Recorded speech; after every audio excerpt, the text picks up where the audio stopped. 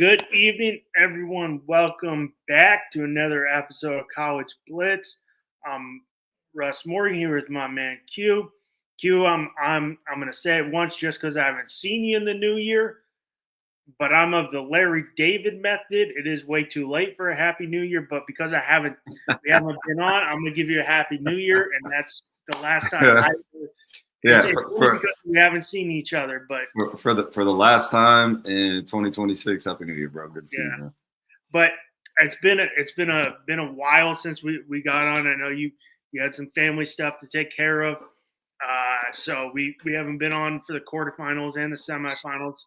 I have a funny story about that, right? So I'm out.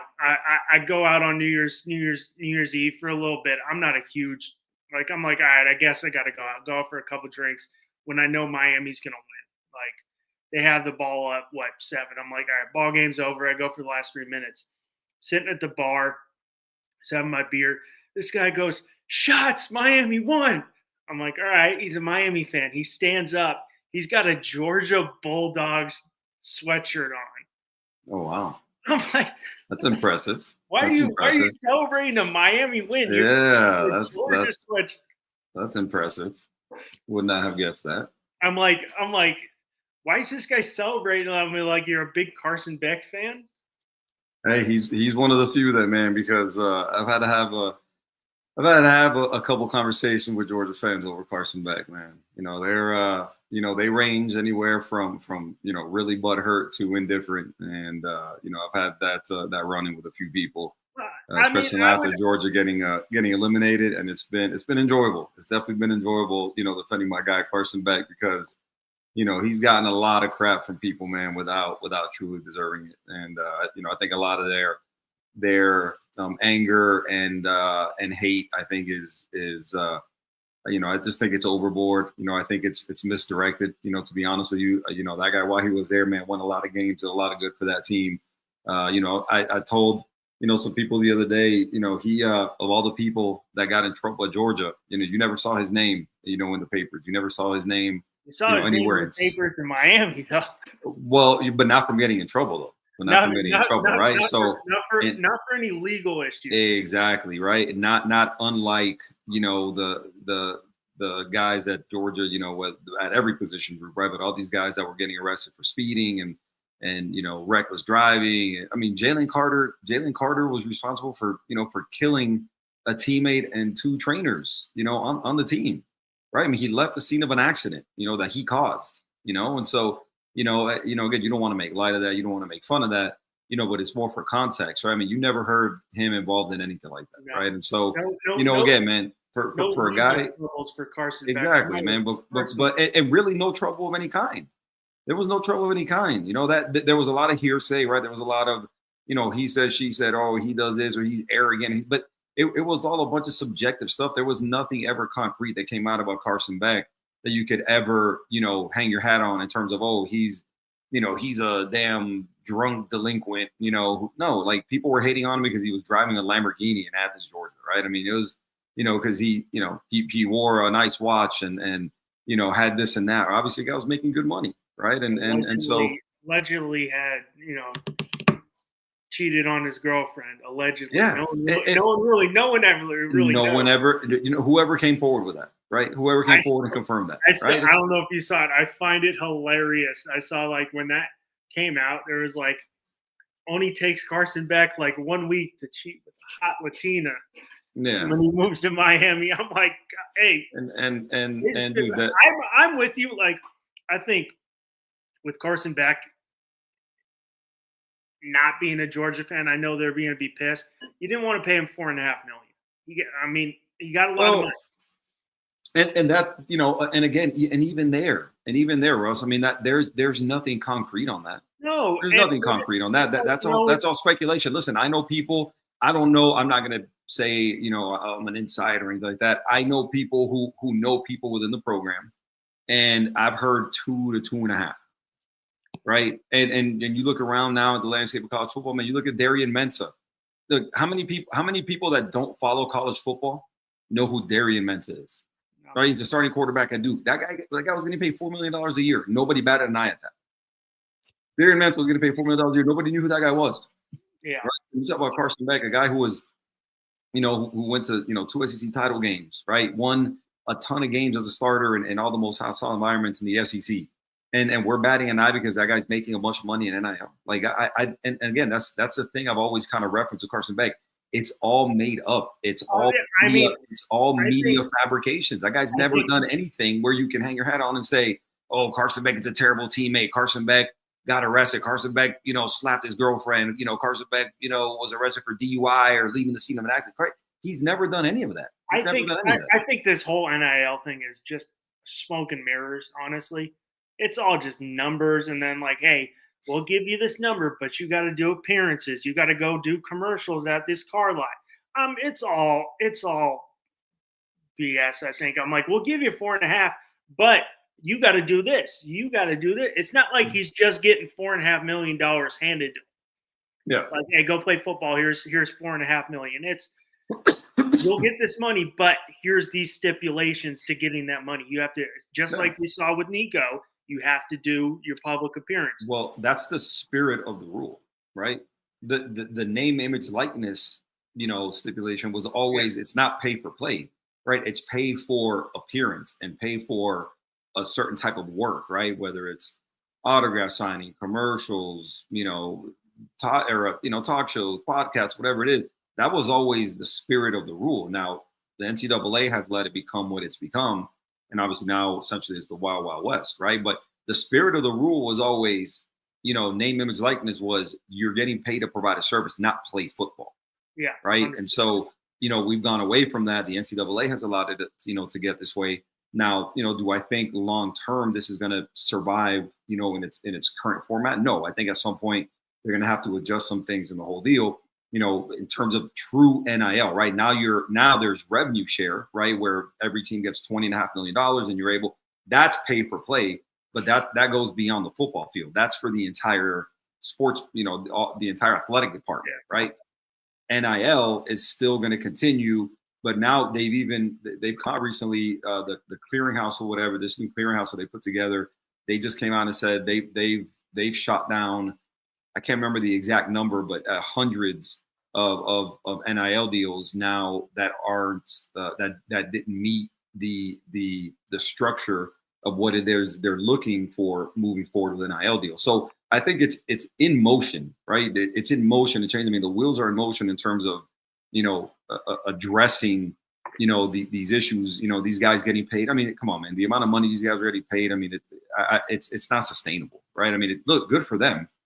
Good for them. Like I'm not knocking, right? Capitalist society. Listen, man, you get paid what you're worth. I have no issue with that. But in terms of long-term feasibility and long-term survivability, I just know that I don't know that it's there, right? And so again, I think at some point, it's gonna have to change, and I think the wheels are in motion for that to change, because I think we're gonna go back really now to what the spirit of NIL was, not just pay for play. Yeah, well, we see that with some schools, just like Texas Tech with, was it Brendan Sorley, I think is his name? Sorsby, yeah, who cashed in big time. They're saying $6 million. What are they saying? $6 million for him? Now, what people are reporting, that Ty Simpson, who declared for the draft, has been offered. Hey Pedro, thanks for tuning in. We really appreciate it. What Ty Simpson's been reported that he's being offered if he doesn't go to the NFL draft, which he can. We saw that with Cam Ward a couple years ago. If he doesn't like his slot, which probably will still be pretty darn good, because of if you're seeing the thin market at the quarterback class, especially if Dante Moore decides not to declare, which is coming up, which I think it's tomorrow for everybody not in the title. I think to end the draft, I believe it's tomorrow, if I'm not mistaken. For everybody not playing on Monday night would be tomorrow. So we shall see.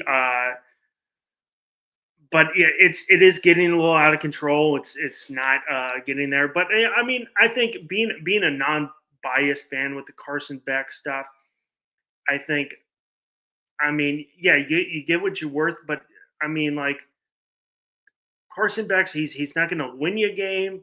He might lose you a game, but he's gonna, as you see, he can do enough to get his team. Now he's surrounded by phenomenal players on Miami. A kid who's one kid in name, Malachi Tony, who still should be in high school, who is a freak. This kid, 18, dominating, grown. I mean, Carson Beck's 23. He was 11 when Carson Beck started college, which is insane. But I mean, the talent. If he doesn't, it's just like, hey, he's got what he's worth. Miami thought that's what he's worth, and he's proven his worth because he got Miami to the title game and one step away from winning the national title. But going back, I know you went to the. So let me before you move on real quick, let me tell you something real quick. So two things going back to the Ty Simpson deal. The difference with Ty Simpson is that Ty Simpson is getting first round feedback from the NFL, right? And especially in a class this year that's as weak as it is, right? Remember, going back to what we talked about, right? Oh, the 26th class is going to have Kate Klubnik and Drew Aller and Nussmeier and all these guys who are going to be generation. And what ended up happening? All those guys essentially flamed out, right? Lenore Sellers went back to school, so on and so forth, right? And so now, we pivoted from essentially a dozen, damn near can't misses to all these names. Now, nobody had Fernando Mendoza winning the Heisman, being the first pick in the draft. Nobody had Dante Moore, not really. I mean, did we have him being good? Yeah, probably, but I don't think anybody had him as a possible top 3 pick. And Ty Simpson, nobody knew who the hell Ty Simpson was outside of Tuscaloosa, Alabama before the season started, and so on and so forth, right? But the difference is when you talk about what Miami has done with, for example, Cam Ward, right, where they pulled him from the draft after he had already, he had declared he hadn't officially submitted paperwork, is that Cam Ward was projected to be somewhere between like a 4th and a 5th round pick. Carson Beck, right, you're looking at what he had going on, similar but different circumstance because of the injury. A lot of people had him in that 3rd or 4th round if he would have come out. So they've pulled some guys from the draft, which again has been good on them, right? Because they got Cam Ward to be the first pick in the draft. Carson Beck obviously has rehabilitated. He's looked really good.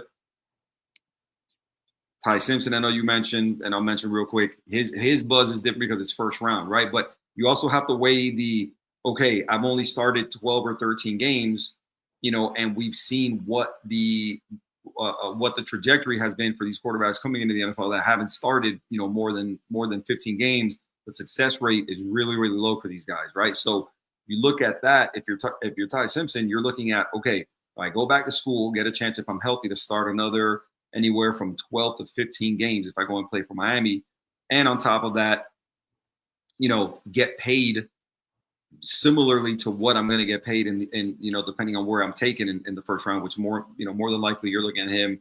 I can't imagine Ty Simpson is a top 10 pick, but again, who knows, quarterback needs, everybody freaks out. They trade up and reach for quarterbacks all the time.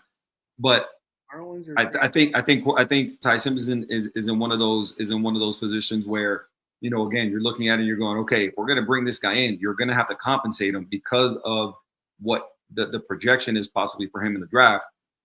Now, moving on to Carson Beck, I'm going to push back on, and granted, I know the colors I'm wearing, and I know what you see on the screen behind me. I'm going to push back on Carson Beck can win you a game. Carson Beck has won a lot of games. Carson Beck isn't a passenger most of the time when these guys are winning these games. This guy's, again, granted he's had a couple games that weren't great, but when you're looking at what Carson Beck has done this year, I think we have to stop, we have to stop bad mouthing, Carson Beck. Look at that last drive against Ole Miss and what he put together, to bring them back and win that game.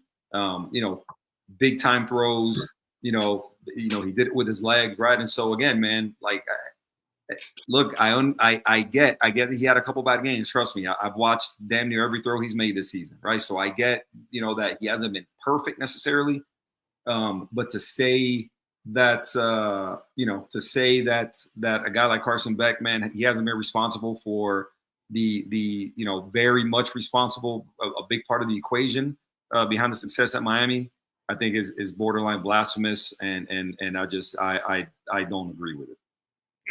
I mean, I don't think he's success. I'm just saying he is surrounded by unbelievable talent on that offense. He is. You know, and listen, a great O line, a great running back room, right? At tight end, you know, you know what I mean. Elijah Lofton hasn't lived up to the expectations this year, so you know, some Alex Bauman has been, you know, okay. Luka Gilbert is a true freshman. On the outside, obviously Malachi Tony, who's been the best player on the team. You know, you've got C.J. Daniels, you've got you know, Keelan Mary, and these guys have all kind of taken turns. You know, producing, you know, game to game and kind of being the leading receiver and everything. Keelan Marion was the leading receiver this past game, you know, but again, yeah, surrounded by a lot of good talent, surrounded by good coaching. When you talk about the O-line and the O-line coach in Mirabal and the OC, you know, and Shannon Dawson. So, man, it's a team effort. It's a team effort, right? I mean, I get Malachi Tony's probably the MVP of the offense, but 100% a team effort. I don't think you make it this far in the college football playoff if you don't have a great team, right? And we talked about what it is it takes to win. You know, in college, we talk about winning a title.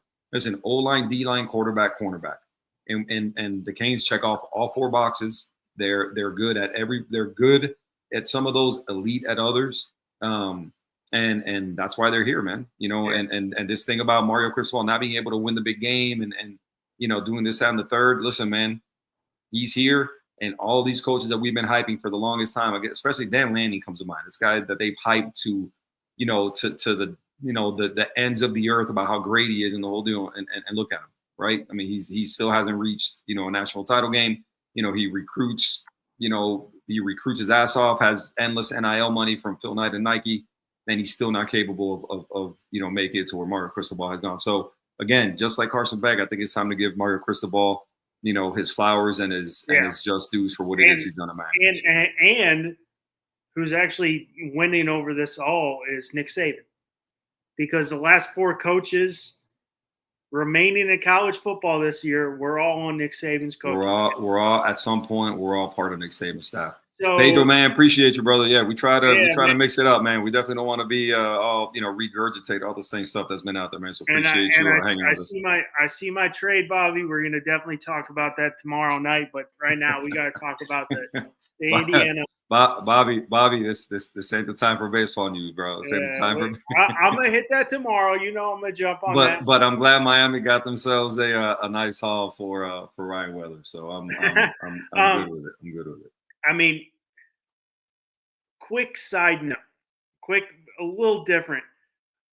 We see all these you know, it's more in the NFL. You see all their coaching tree, the Parcells tree, the Belichick tree.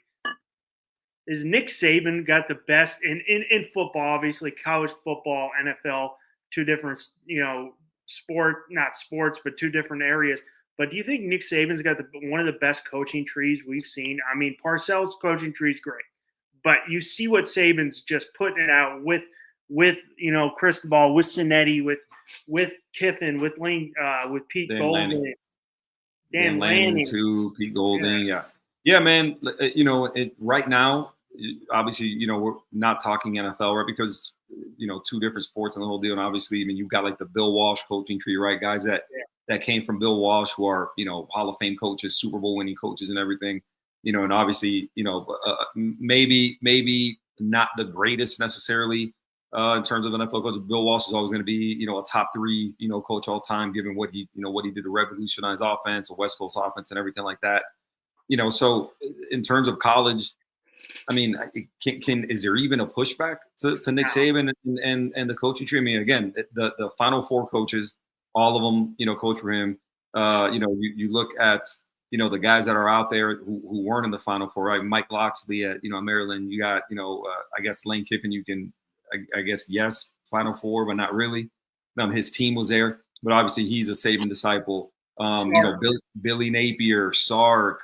You know, and I'm sure we're missing, you know, a whole bunch more, right? And so, you know, again, it's hard to push back on that, man. Again, in terms of the titles, in terms of, you know, the rehabilitation program that he was running for coaches, because when he got, for example, Steve Sarkisian over there, Steve Sarkisian, the luster have worn off Steve Sarkisian, right? Call it what it is, right? I understand what he's become, and I don't think he's great necessarily. I think he's good. I think he's overhyped. Given where he's been in terms of USC under Pete Carroll and now it's, you know, Texas running his own shop. but I don't think he's ever reached, you know, in terms of as of now as a head coach, he hasn't reached what I think people thought he was going to be, right? And so, but again, a guy who went to Alabama, rehabilitated his image. Lane Kiffin, you know, kind of did the same thing. We're forgetting the best coach in college football right now, Kirby Smart, came from the Saban coaching tree, right? And so again, man, when you take all that into consideration, you know, it just adds to the GOAT status when you talk about Nick Saban, man. Yeah. The titles, the people he's influenced, you know, what they've gone on to be, how successful his previous assistant coaches have been. I just listen, man. Everybody else is fighting for second. If we're being honest, I don't think there's anybody else, not for a long time, that you're going to be able to put to me in that realm when you're talking about first, man. I think it's, you know, I think it's the debate starts at 2. I don't think there's any debate about 1. If we're being honest. 100%. Well, obviously we missed a couple weeks. We just had some conflicts, but you flew to Dallas to the game to watch Miami play Ohio State. I got to make it out there, man. You got to be there in person. I mean, I'm sure it was a great environment after that pick 6 right off the bat, which knowing. And this is the one thing. My issue with the 12-team playoff last year was there was a lot of crap games. I have no issue with having more football. I just want good football. Last year we got a couple good games here there late. For the most part, minus the Rose Bowl, or the Orange Bowl there down Oregon, Texas Tech. There's been some phenomenal games, and we'll probably touch on the game, Oregon, Ole Miss, Georgia, which was probably one of the best, definitely the best game of the year. But I mean, you were in Dallas at Jerry World. What was it like? What was the environment like? I mean, you're going up against Jeremiah Smith, who's the best college football receiver in college football. Yeah, man, it was great, man. It was awesome to be there. Taking it all in. Obviously, the Canes' first time being in the college football playoff. Dallas was a place I'd been to once before. The results were different then. I went there for the season opener in 2018. It was Labor Day weekend, Miami LSU. And for those who don't remember, Miami got smoked in that game, right? And so, had a good time until the game started. The lead up to it was fun. Dallas is a fun city, but this time, got to go back. Took my daughter with me, which was really cool. She's become in the last few years, a big Canes fan. She likes going to the games and everything. And so man, the stadium was amazing. That place is awesome. It was split to me right down the middle. I don't know what the official count was. At the end of it, in terms of, what the exact amount of fans and how whether it's 50-50, 51-49, whatever the case may be. But the Canes fans, to me, man, showed up, showed out, made a lot of noise, got behind the team, and obviously the Canes gave them a lot to cheer about, man. I mean, they came out and essentially dominated that game, pretty much, all the way through, with a couple of exceptions. But, man, it was great to see them.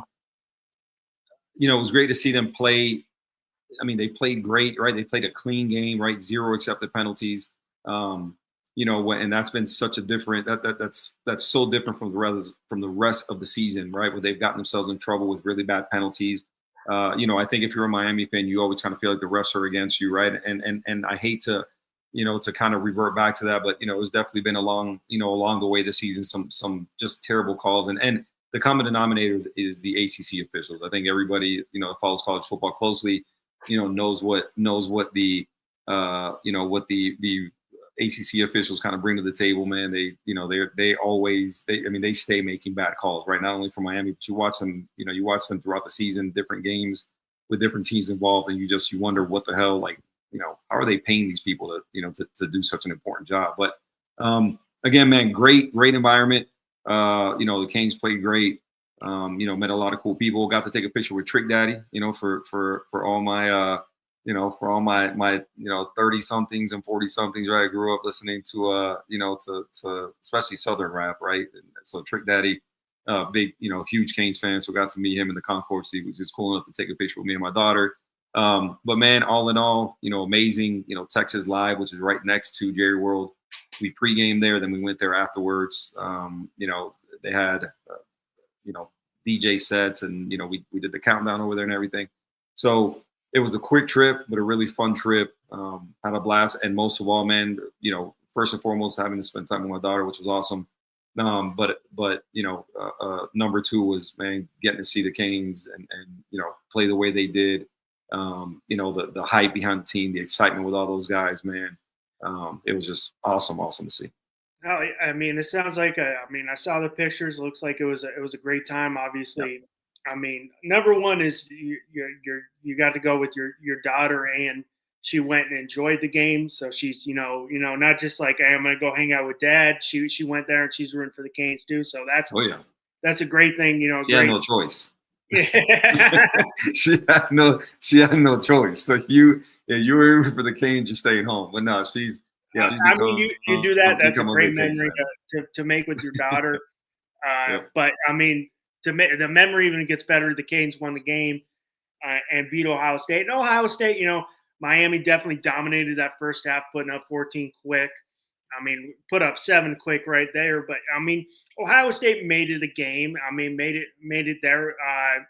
Made it a game for 24-14. So it wasn't like it was a bad first half for a game's perspective for Hurricanes. It was a great first half. But, I mean, they made it a game. But, I mean, you basically – Jeremiah Smith, even though as great as game he had, I mean, going back, the rushing game, we're always saying – we brought it up. I was like, the running game is going to be key. Bo Jackson was 11 for 55. I mean, 19 for 90 for Mark Fletcher. I mean, Jeremiah Smith, is 7 for 157, but they weren't the massive catches. I mean, Carnell Tate got shut down 3 for 37, which I mean, you talked about Brendan Ennis, who actually 4 for 34 seemed like was that safety valve for Ohio State for Julian Sain. But I mean, that's a big one to take down. The reigning national champs to get to play. Now we know it was Ole Miss, but I mean the winner of Ole Miss Georgia, which, as we know, I was probably the best game we've seen all year, in my opinion. Yeah, listen, man, the brand, first and foremost, touching on the Miami Ohio State game, man. A game that I was definitely nervous about, right? A game when you looked at the matchups. Yeah, at the matchups, and we had the words that I was hearing people throw around with Ohio State, man. They're generational, and you looked at coming into the game, they were giving up 8.5 points a game, and they were just shutting people down. I mean, so on and so forth, right? And they had how many defenders they had, I think, in the top first round for sure, right? You talk about Caleb Downs, and you had Arvell Reese and Sonny Styles, and all these guys that they were talking about are going to be first round picks, and Miami hasn't played this on the third, and look at what happened, man. They ran the ball down their throats, right? They imposed their will, and as the game went on, man, it got a lot easier to run the ball, right? On offense and on defense, they were smacking those dudes, right? Carnell Tate got alligator arms one time and got buried. Jeremiah Smith, did his thing, but it was all for none, right? I mean, he was really the only one that on offense that really showed up. And then Bo Jackson got shut down and everything. So, again, man, just all around a great performance. I put, and this will be a different, sports reference, but when I think Jeremiah Smith, and it's a lot of NFL receivers too, but like when I think of Kevin Durant, I'm like, you're not going to shut him down. I'm sorry. You're not shutting down Kevin Durant. I mean, if you can contain him, you win. But I mean, Miami won in that game. I was like, hey, get your thing. He did his thing. He had 157. We'll shut down everybody else. You're not going to beat us single-handedly. And they definitely disrupted. Julian Sain was under pressure the majority of the game. The defense is nasty. He scored 24 points. I mean, on that D line, not to mention Arvell Reese is a bunch of NFL talent. Yeah, man. Caden Curry, you know, yeah, what's their D tackle? Was and it Copeland? Copeland, I think is his last name. He's going to be a first round pick. yeah, You know, like, again, Arba Reese, Sonny Styles, Caleb Down. I mean, dude, all over the field, you have NFL guys, and you know, especially first round picks, right? And so again, man, I heard generational. I must have heard the word generational, you know, for that defense leading up to that game 50 times, right? And I'm like, man, you know, like I guess the Canes might as well not even show up, man. You know, because the Ohio State's got a generational, you know, even the best defense, you know, ever to step on a football field. And it's like, all right, man. You know, I'm guess interested we'll to see. see how Ohio State rebounds from this next year. Yes, they lose a lot of defensive players, but they lose a lot of defensive players every year. That's Yeah. really not They part of it. reload. I mean, They you lose reload. Darnell Tate, but you're getting Jeremiah Smith with another year under his belt. You're getting Julian Sane with another year. You're getting Jeremiah Smith back. I don't think he's going to sit out. Even he'll be, depending who's there next year, he'll be a top 5 pick. He probably won't be one because it's a generational 27 class now for Supposedly, the right? quarterback. But I mean, I would want to see how they rebound. But I mean, that was a great win. You take down number 2 for Miami, and they move on. But going into that Ole Miss Georgia game, I mean, unbelievable game. I mean, I did not see Ole Miss winning that, but I mean, Georgia has an unbelievable second half, putting up 21 in the second half, but they basically go silent. And in the third quarter, 3 points. Trinidad Chambliss, you know, they put up 7 in the third, 20 in the fourth quarter. I mean, first off, hats off to Pete Golding for what happened at Ole Miss with losing your coach to a rival, and your team stays focused to play these games, and 1 or 2 plays away from being in the national title game. I mean, that game could have gone either way. They were right there for the coaching job with that he did to keep his guys focused after what happened at Ole Miss with your coach leaving to go to LSU, to keep those guys focused, to do what he did, and to take down Georgia. First off, thoughts. I mean, I thought that was one of the greatest games I saw. We definitely had a lot of great games, you know, this year, this playoff so far. But what were your thoughts of that game? I mean, the first and foremost, man, you talk about the playoffs. I mean, again, great games, like you mentioned. I mean, there's been, you know, no shortage of excitement, no shortage of, you know, back and forth and league changes and everything like that. I mean, just it's been really, really fun, you know, playoffs so far. Man, in terms of that game, you know, again, right, kind of the same, right? Game super exciting. That second half was nuts. You know, I don't think many people had, including me. I not that I didn't think Ole Miss had a chance. That, you know, obviously, you know, they did. You know, my thing was I just didn't see them winning the game. Right? You talk about everything they had gone through, you know, ever since ever since Lane Kiffin had left, right? And you know, the position that he put him in, right? You know, all the back and forth in terms of the coaches going or the coaches staying. How long are they going to be able to stay? Which one of them are going to be able to stay?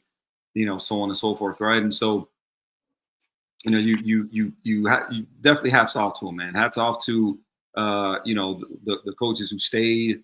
You know, the prep, you know, and the way those players prepared, the leadership of the team, right, man? Because it takes strong leadership, obviously, to get through something like that, right? And so, you know, hats off to them, man. I mean, again, I don't think many people had them, you know, beating Georgia. I certainly didn't. I thought Georgia would. I thought it would be a good game. Not that I didn't think they couldn't win. I just didn't think that they'd be in a position to win. And you know, they pulled that out. You know, and they you know, they definitely could have won the game against Miami. It was a hell of a game. You know, Trinidad Chambliss, you know, the run that he had in the playoffs was incredible, right? And you know, again, you know, as a Kings fan watching that you know, that game against Ole Miss and you know, just thinking, man, here we go, right? I mean, you go down with, you know, however long it was in the fourth quarter, you know, six-ish minutes, and you know, and drive down the field and win that game, and especially the way they did it, right? They didn't do the we're gonna, you know, kick a field goal and go forward. I mean, they you know, they put up 7 and won the game. But man, a hell of a game on both sides of the ball, right? I think hats off to both teams, man. I think both of them, showed up. Both of them played well, made it an exciting game. And, the much maligned, Carson Beck, man, drives his team down the field and a bunch of clutch plays and they end up winning that game, man. So obviously as a Canes fan, super excited. But as a fan of college football, man, again, I don't think you could have asked for anything better when you consider the games that have happened to this point, in the playoff. Well, you can tell right now where Q's allegiance lies because we're talking about the Ole Miss Georgia game, and he goes straight to the Canes. But I mean, I want to ask you a question, Q. We've seen a lot of reports with Trinidad Chambliss, right? Is he going back? Is he getting denied? Everybody puts out, oh, they're getting. I've seen stuff. Oh, he's getting his sixth year. I've seen stuff said they've denied it. I don't believe anything until I actually, see it on a legit website. But if he does get that denied, do you think that Georgia game? I don't see him as a first-round pick, but do you think what he's done in the playoffs, especially against Georgia, and what he did against Miami? Now he did have a couple bad passes that Miami could have really changed that game and made it not as close as they did. But do you think he put himself in a second or a third round conversation for an NFL draft with that game against Georgia? Man, listen, like we talked about at the top of the show, man, with quarterbacks, the rules and the rules and what should happen, right, kind of go out the window, man. People reach for quarterbacks all the time. And I think a guy like Trinidad Chambliss, depending on how he, what he measures like, right, when he goes to the underwear Olympics known as the NFL Combine, that'll go a long way into what people may think about him.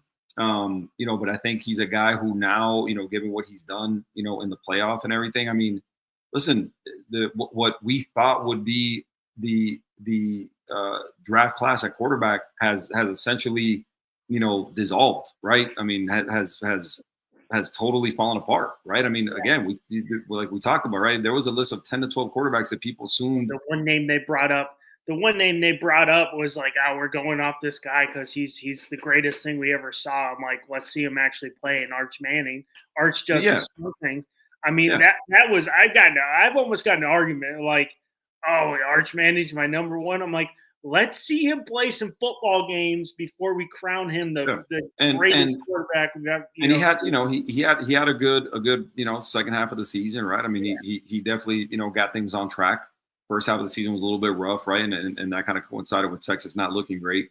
But again, man, it was a draft class, in terms of the quarterback position that we had certain names pegged for the first round. I think everybody safely assumed anywhere from 8 to 12 quarterbacks that were going to come out this year. That everybody assumed we're going to have great final seasons in college and their teams were going to be really successful. And all that just crashed and burned, right? And so now we're looking at a quarterback draft class of Fernando Mendoza, right? Which again, you assume with them, they just landed this kid Josh Hoover was a transfer from TCU. I think you can safely assume Fernando Mendoza, was going to enter the draft, right? Then you look at Dante Moore at Oregon. They just landed Dominic Raiola. I can't imagine Dominic Raiola would commit there if he didn't have the expectation that Dante Moore was going to leave and he was going to start, right? So again, if you're looking at it through that lens, we're assuming that Mendoza and Dante Moore are entering the draft, and then after that, man, I mean, it really is. It's kind of a crapshoot, right? Because you don't know. Again, even though Dante Moore is not official, right? We don't know that Ty Simpson is officially entering the draft, right? And even if he does, after that, what are you looking at? I mean, what's your QB draft class look like, right? So when you're looking at it that way, I think a guy like Trinidad Chambliss, given what he's done, even though some of that was at Division II Ferris State. I mean, he's a guy who's he won two national championships at Ferris State. A guy who tore through, his schedule in the SEC when he got the chance to start, and look at what he's done against the best teams, in the country and in the playoff. And so again, man, given that situation, given the way he can throw the ball, because that kid can throw the damn ball, right? I mean, he's got a big arm for somebody his size. He's not a big guy. He moves well. listen, man, all it takes is one team, right? And so even if he doesn't, I don't expect him to be able to go back to college. I mean, he's gotten denied twice. There's one time he got denied. I think they told him verbally, like he wasn't going to get a sixth year. And then the second time around, they went through like the actual process and submitted paperwork. The NCAA wasn't buying the medical paperwork that they submitted. And so again, he's been denied twice. I don't see why they would go back on that. If he tries to, they said they were going to challenge it and do something with it. I don't see that happening. So I see him having to enter the draft. And again, I think if he does, Ole Miss is going to sue the NCAA.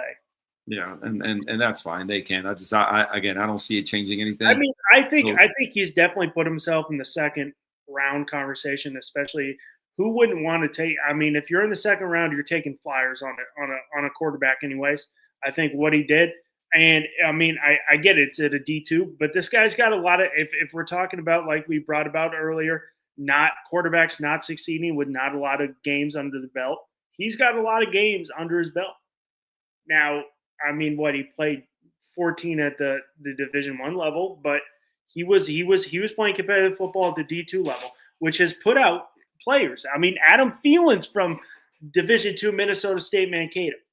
Yeah. I mean, so he's got games under his belt. I think at this point, man, the small school deal with him, I think that's gone out the window when you see the way he's performed. And then not only that, but he performed his best in the biggest games against the best teams, right? And so you have to take that into consideration.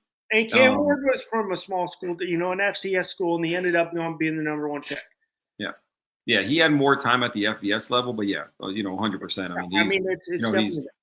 I mean, he went from Incarnate Word to Washington State, and then Washington State. He spent 2 years at Washington State, and before going to Miami. So more time at the FBS level, right, than Trinidad Shambles. But again, man, I think it all goes back to the weak, draft class at quarterback, right? And a class that becomes even weaker if Ty Simpson decides to not enter his name in the draft, right? Then or Dante Moore, right? So there's no guarantee there, right? So that would be to his benefit if those guys stay in school. Even though, again, I don't think Dante Moore, goes back to school. But again, there's from everything that I've seen out there, from everything they're reporting, Ty Simpson, there's no guarantee that he enters the draft, right? And so, if he doesn't, Trinidad Shambles becomes the third best quarterback in the draft, and that right there, could get you taken in back end of the first round or top end of the second round, right? And so that would be amazing for somebody like him. Hell of a trajectory given that he wasn't even the starter at Ole Miss starting this year. It was Austin Simmons. He took Austin Simmons got hurt, and they inserted him, and he never looked back, right? And neither did the team. So again, man, I think you have to give him credit, and I think come draft time, man, I think you'll see what people think of him. People have shown now recently, man. You look at Tua, you look at Bryce Young, all these guys. I mean, they're not big guys, right? They aren't big dudes, right? And Trinidad Shambles has a better arm than the both of them, moves better than both of them, right? And so again, what's that? Baker Mayfield ain't a big dude. Baker Mayfield's not a big guy, right? And so again, man, the days of having to be 6'3" and a cannon for an arm to be an NFL quarterback, man, those days are gone, right? So again, do I think he's going to be a top 10 pick? No, but would it shock me? If somebody, kind of like they did with Lamar, when he got drafted, right, at 32, take him, right, somewhere 30 or 32. And because again, when you talk about, a contender, for example, taking that guy and kind of letting him sit for a couple of years, given the money that a number 30 pick in the first round, is going to get, like, I don't think that's a huge risk to take. If you're a contender and you believe in your development and, in the whole deal, I don't think that's a big swing to take. Given the money you have to dedicate to him. So, again, nothing would surprise me with him entering the draft. Nothing would surprise me, if him entering the draft and him getting taken in end of the first round or top of the second round. I wouldn't be remotely shocked by that. Yeah. Well, Anthony, I do want to say, even if it is coming from Indiana fans talking trash, they're allowed to talk trash, all right? Indiana hasn't had a football program since like 1958 do anything. So let Indiana fans, even if they're talking a little trash, they're probably just jacked up out of their mind. I mean, they haven't done anything in 50. I mean, the New York Jets were winning Super Bowls when Indiana Hoosiers were winning before, won a Super Bowl after they won their Big Ten title. So I mean, I don't know if Indiana fans are if they are, rightfully so. They're the best team in Listen, college. they look. I've been on Twitter and the whole deal. Those guys are talking a lot of trash, man. They are talking hella trash, and again, I find it funny. Rightfully Right, so. Hey, they're the best team in college football. Well, they might be. As of now, they're the best team. Right now, they might. They are the number one ranked team. Yes, they are. Are they the best team? Well, we're going to find out in less than a week. We're going to find out in less than a week when they come down to Miami. So we'll see. But listen, their fans have been talking real reckless. They've been talking real reckless. So it's not like reckless. Both ways, Q. Come on. Look. Listen. I have not seen. I've seen Miami fans answering. I've seen very few Miami fans initiating the trash talk online based on what I've seen. But hey, talk all the trash you want, man. You're undefeated. We're in the title game. We'll see. We'll continue. We had that great game on New Year's Eve. Unbelievable game. New Year's Day was pretty much a crapshoot when you had Indiana just basically end the game in the first quarter, 38-3 at the Rose Bowl against Alabama. Oregon in the morning, very boring game, won 23-0. Not much to talk on either side, in my opinion. I watched the full Oregon game. I was bored out of my mind. It was not very exciting. If you're an Indiana fan, the Rose Bowl was probably a very exciting game. There was nothing exciting about that. Did you think it was a great game if you're an Indiana fan? Yeah. Yes, it wasn't a fun game to watch. If I was Miami, yeah. I mean, as an Indiana fan, they were like, "That's a great game," but it was a terrible game. Ty Simpson get knocked out. I mean, to see Fernando Mendoza, what he does, 14 for only 192, 3 touchdowns, but 14 for 16. But we go to January 8th, which leading up, you say Ole Miss, Georgia, one of the best games we saw, and then we put down they put another great performance with the Ole Miss Miami game, whereas if you watch the first quarter of that game, Miami is just, Ole Miss looks overmatched.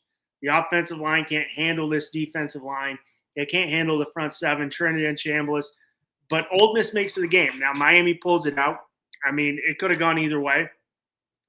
And I did, I did talk a little smack on Carson Beck. He did have the game-winning touchdown. Can't really throw a deep ball to save his life, but, he did have the game-winning touchdown. So, good. He threw like a 60-yard touchdown pass. Well, you make the throw, Carson. Just FYI. Just you got to make that throw on the dime. Mark Fletcher. Just FYI. But anyway, 133 on the ground. Malachi Tony, who had that massive screen for a touchdown, who I have no clue how he got through everybody, but found a way to navigate the whole defense and score. Trinidad and Chambliss, 23 for 37, 277, did have some throws that Miami could have really swung the game in their favor on some dropped interceptions, some questionable decision-making definitely on Chambliss's part that could have definitely changed the game and not made it as close. I think the one key I saw for Ole Miss, definitely, I did lose money on that game, but I did get my money back. I did make money on Ole Miss. On Miami. On Miami, Ohio State. I wish I bet Miami money line, but I did take Miami with the points and Miami over. It was 14.5 points to score, Q. And then I had over 38. I put it down a little bit. But when I saw Miami scoring 14.5, I was like, over, check. 14.5 points. You're saying they're going to score I mean, two touchdowns and a field goal. I was like, that's money in the hand. So, but this game I did lose I did have Ole Miss, but it's fine. I got my bonus bet back, and I'm taking advice on anybody who's got some bets for my bonus bet. I got to put in by the 15th for the national title game, because I'm saving it for that game, of course, because I don't want to be wasting it on the NFL. I want to bet on the college football playoffs. Yep. But I mean, I think the one key, and we saw it early with who went down with Ole Miss, is we saw what Keywan Lacey did. And when he kind of pulled up after that great touchdown with the hamstring injury, definitely changed the balance of the game. If Lacey could have gone and been at his potential, what do you think on that? Yeah, I mean, that touchdown run was definitely, kind of a punch in the gut. When it did happen, the rest of the game, I mean, they kind of, they held them right to, to a really low total. You take away that, was it 65, 70 yards or whatever it was. I mean, the rest of the game, they didn't do much on the ground. Yeah, listen, man, that's how it goes, right? I mean, you talk about, Keywan Lacey being probably the top 3 running back in the country. He was a Doak Walker finalist. A guy who's a stud. He was a guy who I was definitely worried about, going into the game. But I also trust in Miami's run defense and the way they bottled everybody up, coming into that game. You look at Texas A&M's running back room, a bunch of talented guys, right? And then you look at, essentially kind of everybody else, they played, Ohio State, Bo Jackson, really talented true freshman, Julian Saint, obviously not a super mobile guy, but, nonetheless, I mean, Ohio State, talented guys back there too, and running behind a really talented offensive line, I might add. So, they faced, really good offensive lines, all the way through, and they whooped everybody, on the line of scrimmage, right? And so, you look at, now Ole Miss, and, listen, man, again, a guy who I was worried about. Obviously, you don't root for anybody to be injured, but at the same time, I mean, listen, Miami's had guys go down too, and they've replaced them, and it's the next man up mentality, man. You replace them and you keep it moving. So, again, all in all, if we're being honest, I think Miami made that game, probably closer than it needed to be. You look at the penalties. That's one of the things they have to really, mind, going into the Indiana game. But, you look at some of the dumb penalties. You look at I counted 4 very easy dropped interceptions. And so, again, I think that game, you look at, listen, man, they have 41 minutes time of possession, 41 minutes, yeah. Right? And so, if that's not dominating the game, I don't know what is, right? I think that they made that game. I don't think that game was as close as it really looked like come kind of end of the game. That was a game that they should have had way more in control. But listen, credit to Ole Miss for staying in it, fighting, for being explosive, keeping that game close. But at the end of the day, man, that was the other thing too. Thanks, Juan Manuel, for that for that comment right there. Then you add to that there was over 20 players from Miami playing with the flu, including Mark Fletcher and some other important guys. And so, again, man, the fact that game was as close as it was in terms of the final score, I think it's a little bit misleading. I think Miami, by and large, I think they were the better team. I just think the penalties and some of the mistakes that they made, I think kind of made that game closer than they needed to be. But I think the better team won that game. Juan, I see your comment. Yes, he did play, but he wasn't up to. Yeah, he did come back. Definitely was not to the player. Yeah, he came back. He came back. But I think at that point, I don't think he was the same guy. And again, I think it was a hamstring. I do think the portal needs to change. The Abella Danger stuff is. I don't pay attention to that. So on the PI, I think on that last minute pass interference non-call. If you look back, I do think it was PI. I get it; they don't want to call it. Okay, I do like the way Pete Golden handled it. It was like, hey, yes, they could have made that call, but there's a lot of other factors that is the reason we didn't win the game. Also, on that same play, Mesidor got mugged, and it was holding, and they didn't call it, right? So, again, I mean, we can pick and choose, which plays, get flagged and which don't.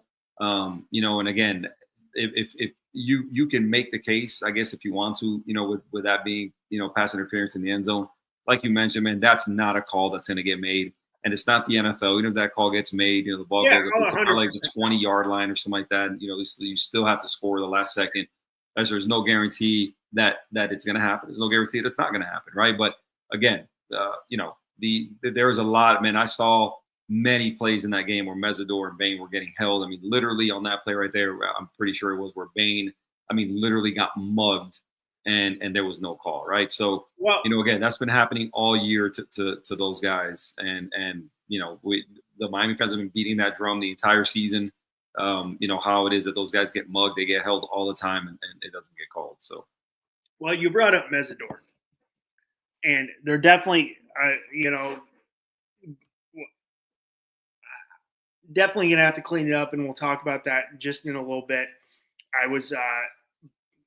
But his hit on Trinidad Chambliss, he didn't just hit him literally his hands up. He's like, I'm gonna clothesline this guy. But on that point, I was mad. The next day, we go to the Indiana-Oregon game. I'm like, yes, we're gonna get two good games here, and Indiana just absolutely shellacks Oregon the next on the 7th,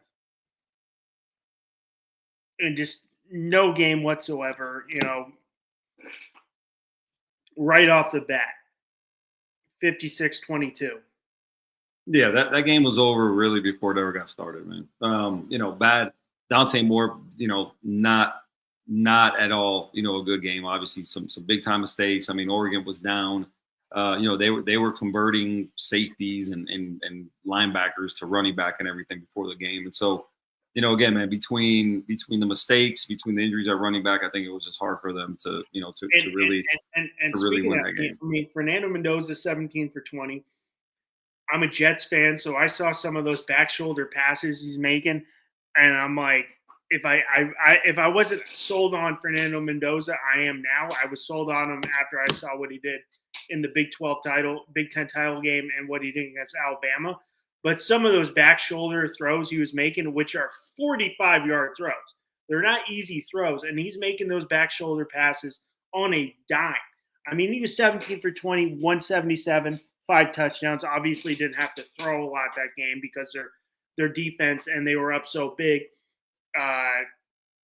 early in that game, especially, right off the bat, you go 7-0. But yeah, Oregon, yes, they're down to converting linebackers. They're down, running backs leaving from the portal. I think they're on like running back who had like 4. One of the running backs had 4 carries on the year. Yeah, he's a transfer from like Southwest Missouri State or something like that. He's a guy that knocked the ball out of I don't know if he knocked the ball out of Dante Moore's hand. Dante Moore ran into him on his as he was going backwards to the ball. Yeah. I think the running back was just kind of in the wrong position.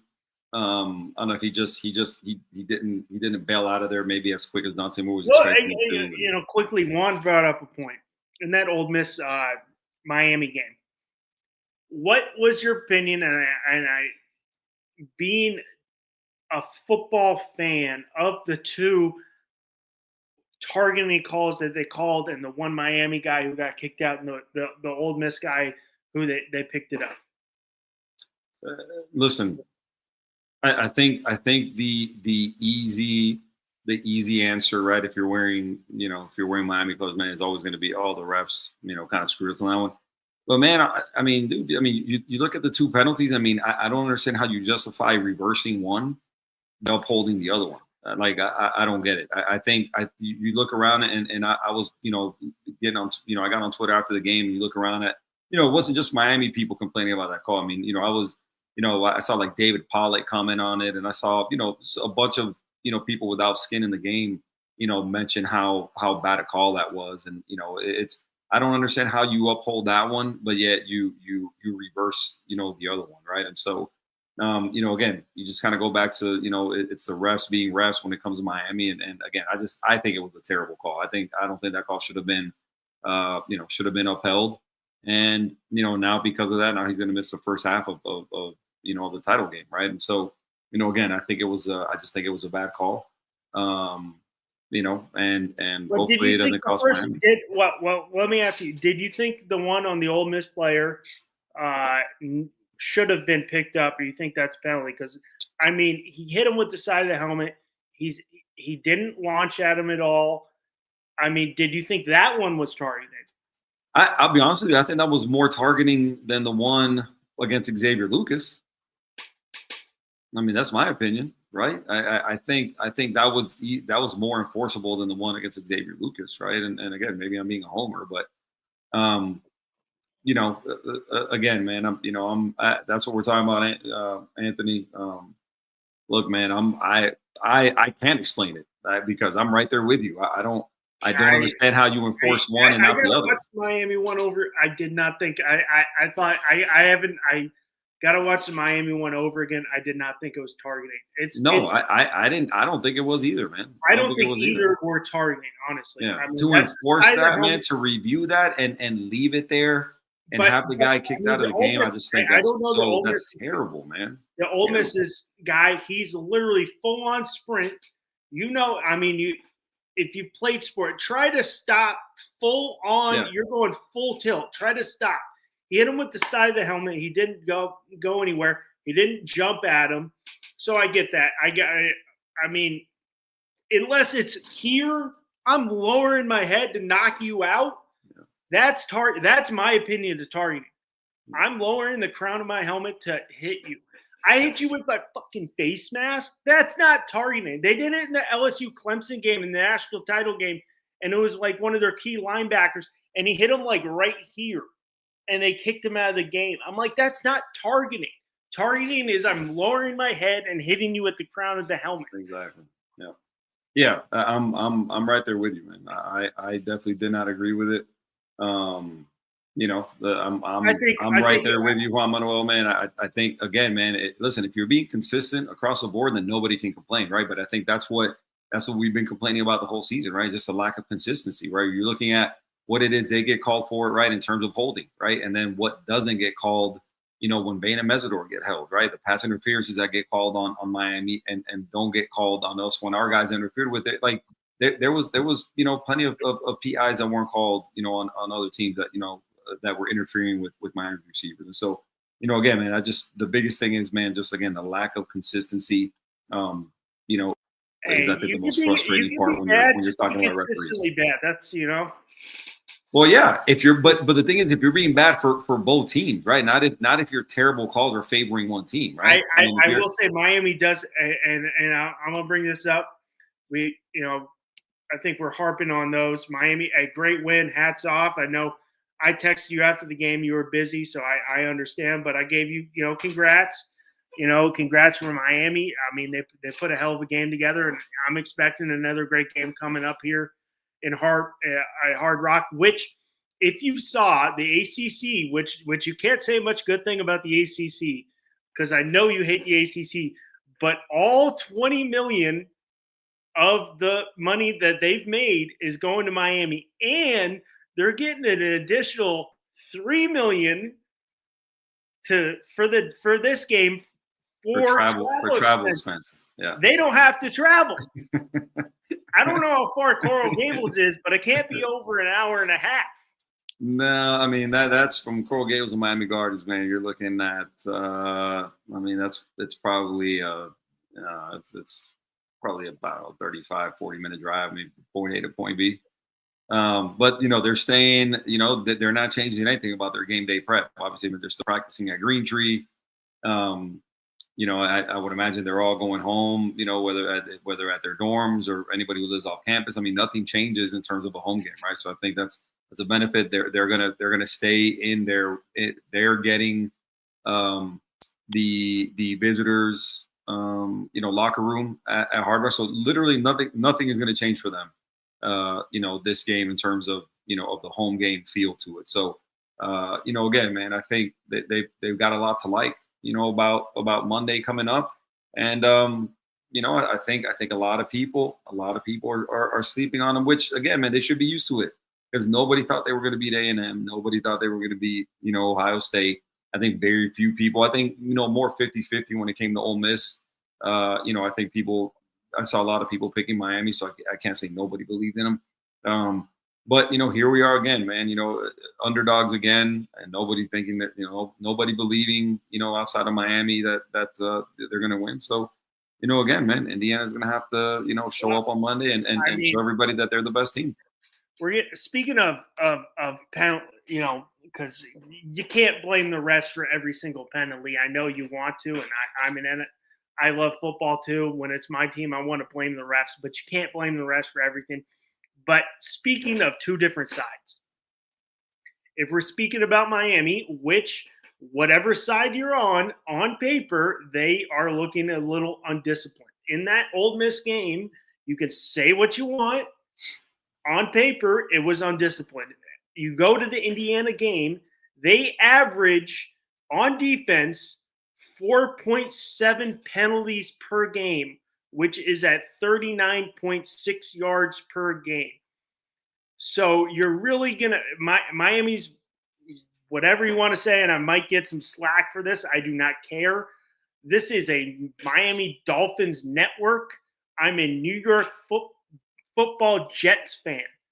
I'm on here taking it every time I go on any other show besides this one and my baseball show. I'm getting it from 6 ways to Sunday. And I don't care. Send it to me. I'll send it back. I don't care.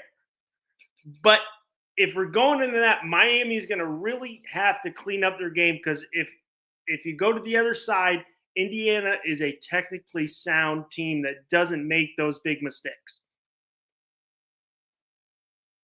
Yeah. Listen, if they do what they did against Ole Miss, they're going to get beat, right? In terms of being undisciplined, right? And Indiana's they're an old team, right? I think that's something that a lot of people have been touching on here recently. I mean, those guys are all damn 23, 24, 25 years old, right? I mean, they're old guys when you talk about college football, and I think along with that comes comes discipline, right? They're not the. I don't think on paper they're a more talented team than Miami, but they're a really veteran team. These are guys that a lot of them have transferred 2 and 3 times. And again, they're guys that have played a lot of football, and along with that comes comes discipline, right? And I think if you're Miami, you can't beat yourself in terms of penalties. Because if you give those guys short fields, and if you extend drives for them, and you give them short fields, they showed against Oregon, man. Listen, they had, I understand what Indiana did, but you look at 4 of their scoring drives totaled 31 yards. 4 scoring drives totaled 31 yards, right? What does that mean? That means they're turning the ball over and on their own side of the field, giving Indiana short fields. And if they're a team that's explosive, man, they make you pay, right? And so again, I don't know that Oregon was ever really going to win that game, but they definitely made it a lot easier for Indiana to win that game, given the mistakes that they made. And so I think if you're Miami, you have to really try and tap back into whatever worked for you against Ohio State, when you again 0 accepted penalties, and you played a really clean game, didn't turn the ball over, didn't commit penalties, played really smart, and didn't allow Ohio State to extend drives, give them cheap first downs and everything. And so again, man, against Indiana, if you're constantly committing penalties, you allow them to extend drives, they're going to make you pay the price, right? And so I'm really interested to see how they line up on the line of scrimmage, because I've been hearing for ever since this game got made that Miami, what they've done to everybody else, are not going to be able to do to Indiana, and I disagree. If you're looking at just measurables, I think Miami's O-line has Indiana's D-line by, I think, an average of 60 pounds or something like that, right? And so again, everybody's I think the line is up to 8.5 now. I think that's so disrespectful. Miami hasn't lost a game by by that much in over 2 years, right? And so there again, man, I'm hearing so much of this, Indiana possibly the best team ever in the whole deal. Okay. I guess we'll see.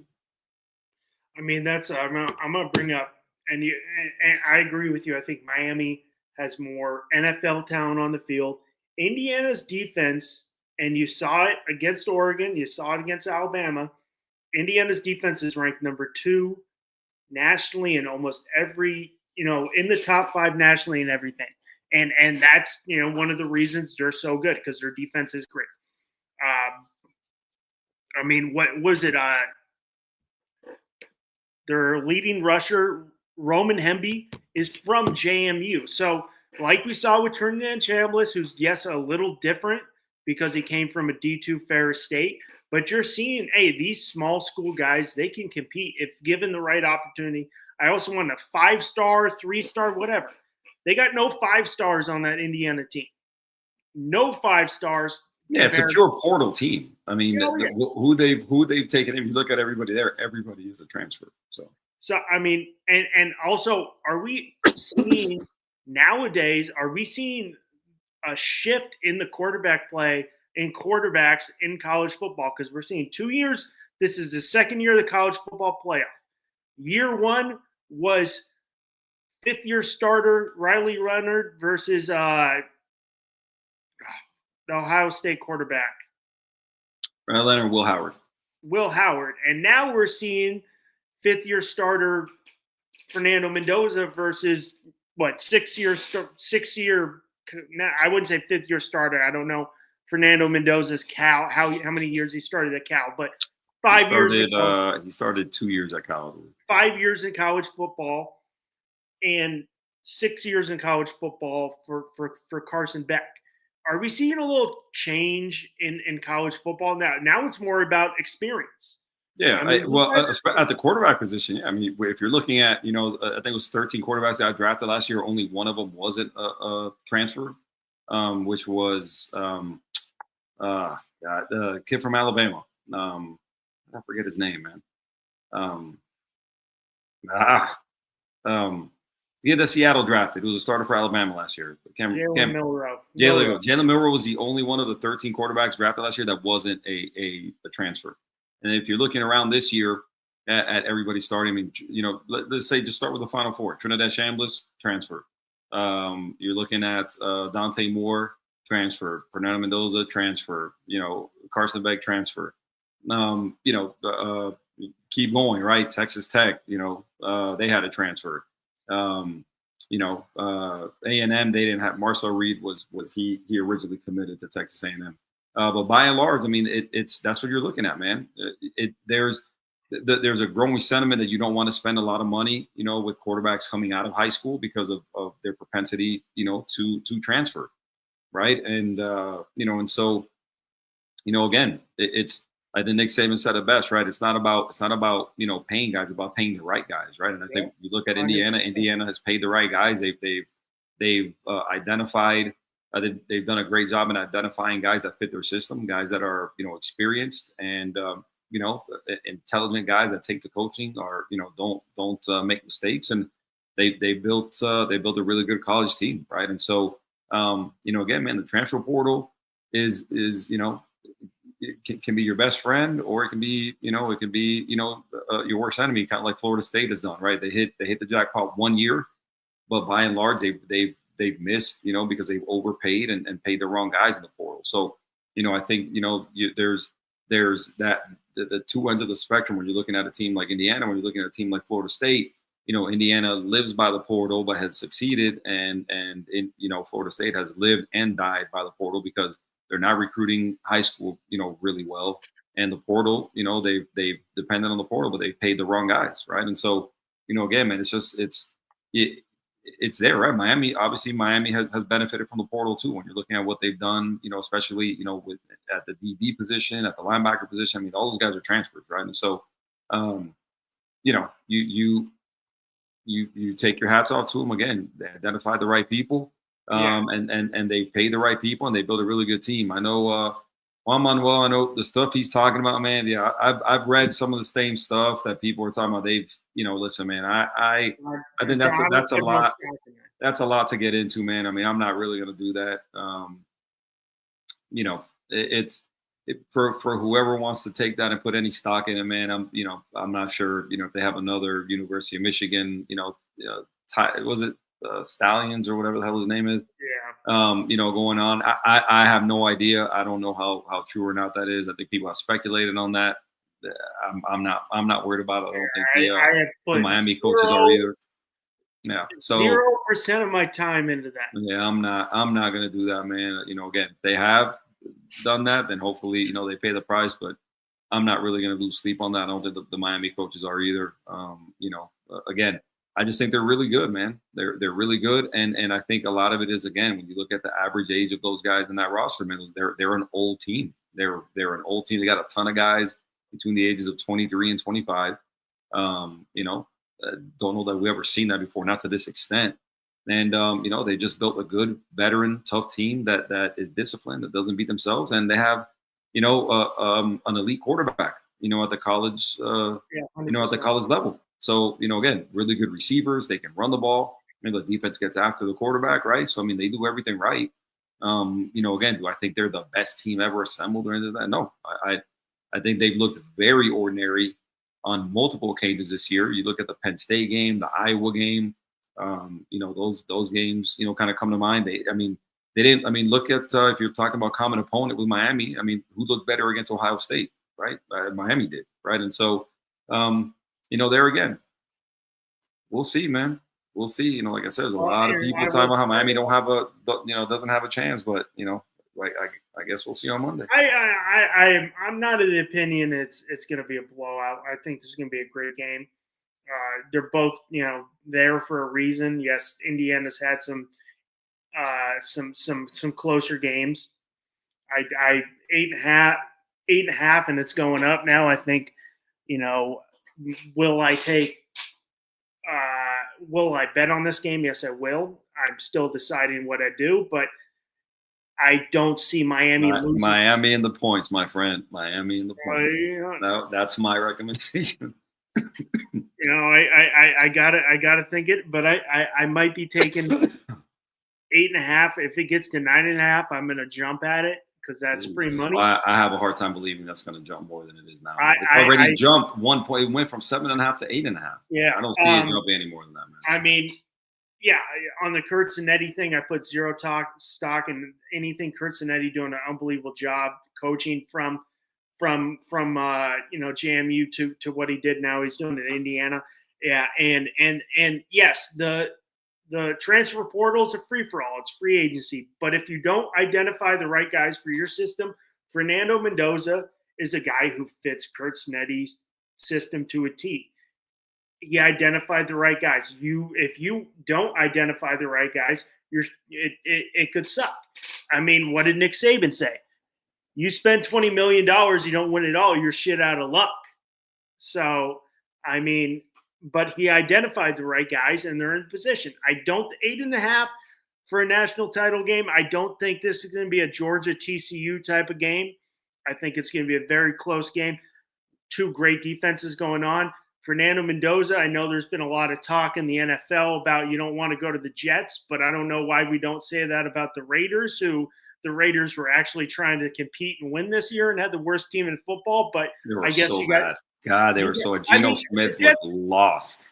The Jets weren't really trying after a while, but I'll throw that out. And we do have 7 first-round picks in the next, 5, excuse me. Because of Quinnen Williams and Sauce Gardner trade. Right? Yeah, and, I guess Tom Brady has that much pull that he's going to make the Raiders are that great. I will say, I think Mendoza goes 1, but miraculously, say Dante Moore comes out in his measurables because everybody says, the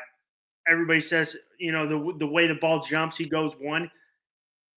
For anybody to go 1 to Las Vegas or New York to be successful would be Fernando Mendoza. Listen, I think he's the best equipped, right? And I think I've seen the argument for people, talking about Dante Moore. I don't know, man. I don't see this special, quarterback in Dante Moore, man. I think he's a guy. He can move pretty well. I think he's got a decent arm and the whole deal. I think that guy needs another year. And granted, listen, man, if people are telling you you're going to be a top 3 pick, I can't blame you for going, right? I don't, you know, if they're saying, because you can't guarantee that next year, it's going to be better, right? When they're talking about next year's class is going to be better or whatever. But I just think the percentages do not work in his favor. That's all. I also think, and gun in my head, I would take Mendoza over Dante Moore. Go back and look who a quarterback did that. Matt Leinart did that. He fell to 10. He was out of the NFL so quick. But on the, I don't know if Mendoza is going to be what he's going to be, but I'm just going off of his pure intangibles, the way he handles himself. He's not going to be. He's football centric. And if you're in Las Vegas, you ever been to Las Vegas, or if you've ever been to New York, those towns will eat you up and chew you out.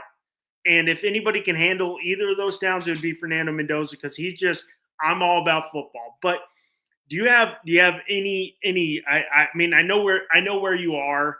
I know who you're picking. Do you got any score predictions on this game, Q?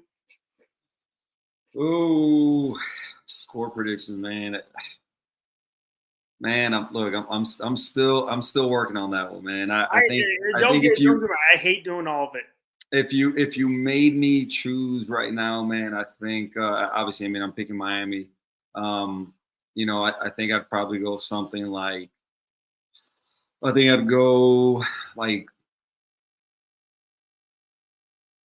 I'm gonna go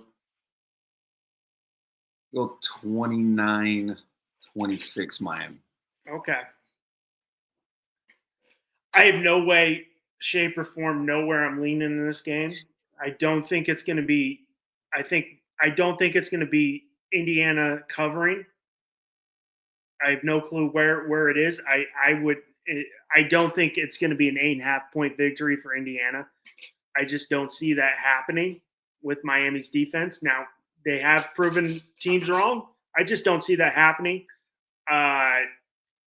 I don't know where I'm going this year. I'm not a Miami Hurricanes fan. I just love college football. So either way, I'm going to win. If it's a great football game, I'm winning. That's all I want. But I still see a 4 or 5 point victory from either side. I see it a very close game coming down to the wire. I'm probably going to end up taking Miami to cover, because 8.5 points for a national title game is a lot. Yeah. Again, man, listen, I heard Dan Le Batard say it earlier. Miami shouldn't be, at this point in the season, Miami shouldn't be an 8.5-point underdog against anybody. There's not a single team in the country that Miami should be an 8.5-point underdog against. I don't care who it is, right? And so, again, man, I think the disrespect continues, right? It's a position they've been in before. Where I put stock in is this.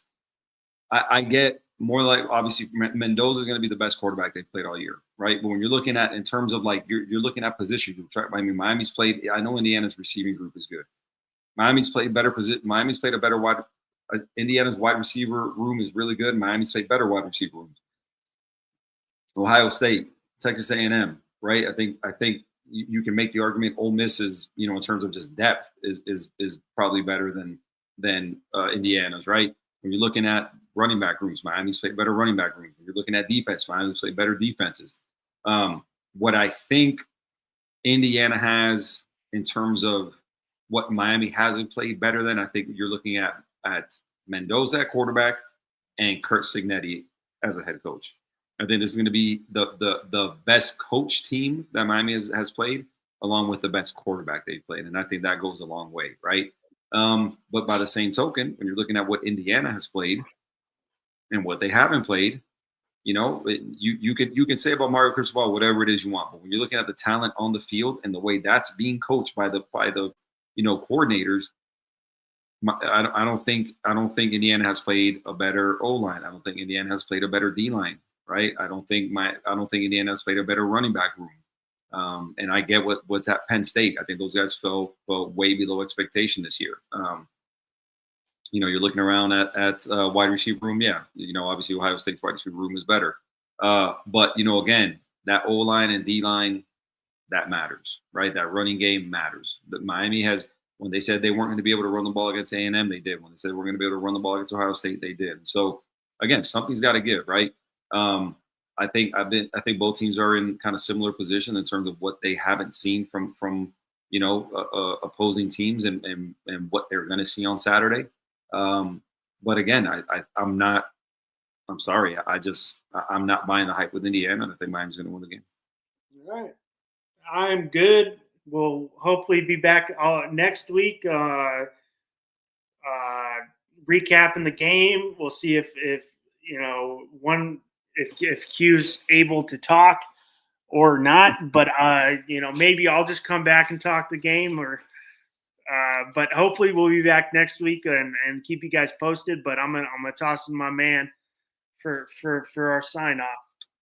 Yeah, man. You're here. Here we are, man. We're inside of a week, to the game, and it's man, it's getting real. It's getting real, man. We'll see what I'm excited to see what the rest of the week brings in terms of people making predictions and everything. Hopefully, I think to answer, I think Juan Manuel a while back asked about team health. I think Miami by and large is looking fairly healthy. I think. The only question there, I think, is Damari Brown at corner. They're saying he's still questionable. I think Elijah Lofton at tight end. But, again, Elijah Lofton hasn't really played a bunch this season, so I'm not super worried about that one. And then Damari Brown obviously would be helpful to have against those receivers that Indiana has, man. But, again, man, I think they've gotten past this flu bug. I think they're healthy going into this game. And again, man, I like their chances. If we don't get back on, before the game, then we'll get back on after and chop it up and and see what happened. But man, until then, everybody does a huge favor, man. Go on the page, like and subscribe. Check out everybody else on the FTSN network, man. A lot of people, putting out some good content. All your Dolphins coverage and your Canes coverage and your they got everything from wrestling to they got it all on there, man. Check out, Adrian Rainey with the Rainy Day Pod, my boy Will with the 305 Now Sports podcast, so on and so forth, man. Great people putting out some great content. Like I said, check us both out on YouTube, on X, on all the platforms, man. So if Russ, if you don't got anything else, man, we'll leave it here. So for my boy Russ, I am Q. Appreciate you guys tuning in, and we'll check you guys out next week. Y'all take care.